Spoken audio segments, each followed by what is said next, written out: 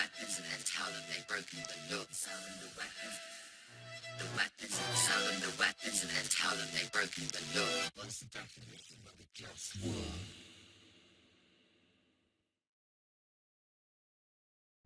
Okay, so we're down at the Stop the Arms Fair camp on day 4. Today is Thursday.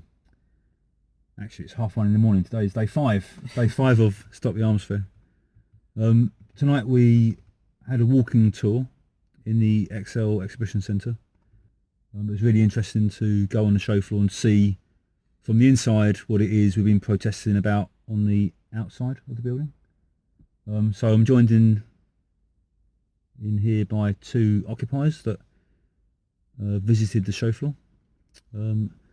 Occupier number 1. So what was your thoughts when you got on the show floor? What did you see first of all? First of all, I saw tons and tons of military vehicles. Mm-hmm. We didn't get to see any actual arms, but of course the vehicles were armed.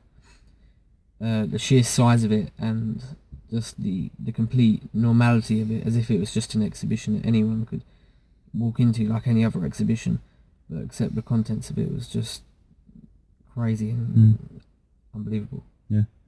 Can you describe like some of the vehicles? I mean, what kind of size were they? They obviously were military, so they're kind of green, but what do you see like? Well, some of the vehicles in there, one in particular was the size of a bus.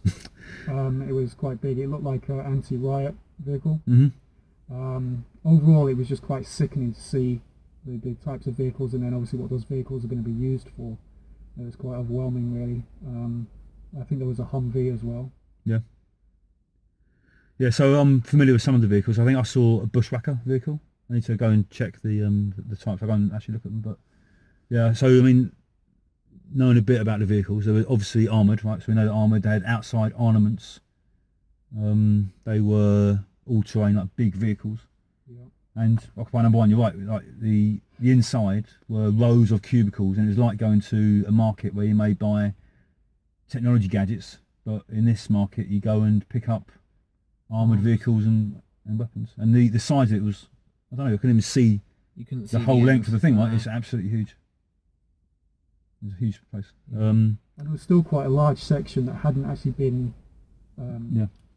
used yet for the vehicles, and you could see that they were putting up the boards ready for those vehicles to come in, so yeah, still a lot more to get in there. Yeah, so I was surprised by the different exhibitors, right? So names that I recognise off the bat. In fact, I saw vehicles thinking, what is that doing in here? So we saw big armoured vehicles. We also saw a streets ready Land Rover, Range Rover, one of the Rovers, right? So a Chelsea tractor, right?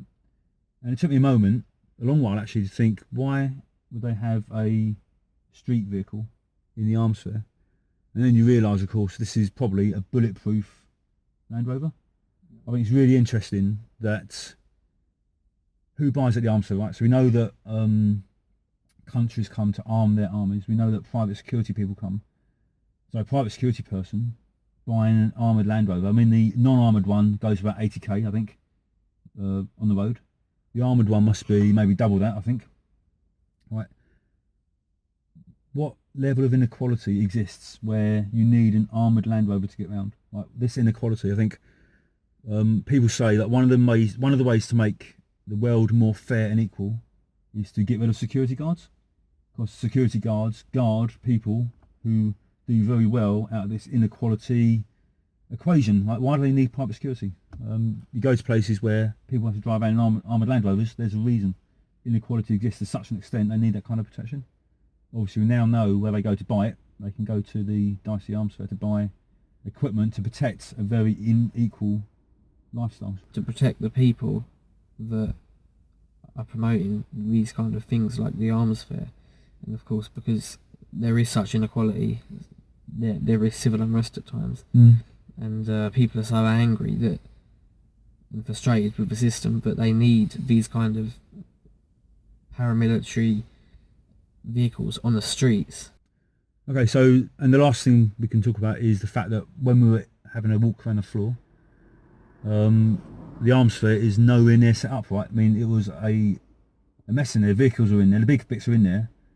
The Arms Fair is not ready to be shown next Wednesday. We have a mass day of action on Saturday, and there's a real chance that we can disrupt logistics to continue to put pressure on the arms fair to not happen, or happen in a degraded, unready, unprepared state. Because what we saw today is not an exhibition hall. It's a load of stalls set up with a lot of work they still have to do. I believe we have a lot of work still left to do. Yeah. We've been completely peaceful. We've been completely lawful. We walked straight in there with no problems. We are lawfully, peacefully resisting a situation where arms are being sold. We've seen it with our own eyes now. Arms being sold across the world. So if you wish to stop that happening, your best opportunity is to come down to Stop the Arms Fair on Saturday. We're at the east end of the XL Centre. Nearest DLR station is Prince Regent. And if you want to drive,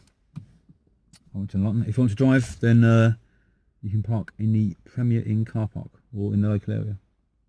Mass day of action, Saturday 12th. Please come and help us stop the arms fair. We're seeing what's in it, and it needs to be stopped.